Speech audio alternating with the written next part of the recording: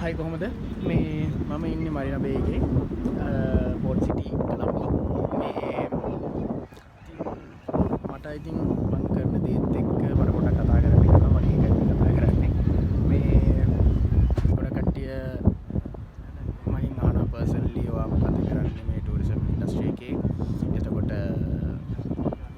ඇත්තටම මොන වගේ දේවල්ද වෙමින් පවතින්නේ කියලා එතකොට තමයි ඇත්තටම ටූරිසම් ඇන්ඩ් ඉවෙන්ට් ඉන්ඩස්ට්‍රි එකේ තමයි වැඩ කරන්නේ. එතකොට මේක ඇත්තටම මම පර්සනලි මයිස් ටූරිසම් කියන සෙක්ටර් එක normally ඒ කියන්නේ ඉවෙන්ට්ස් ටික තමයි mainly මම corporate events handle කරනවා.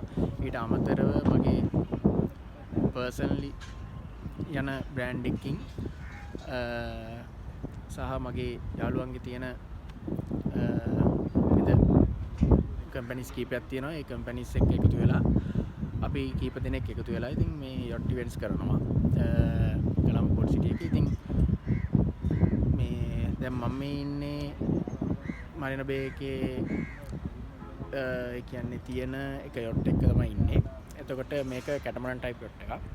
එතකොට තව අර ඈතින් එනවා පේනවා ෆොටෝ ෂූට් එකක් ඉවර වෙලා මේ තව එකක්. එතකොට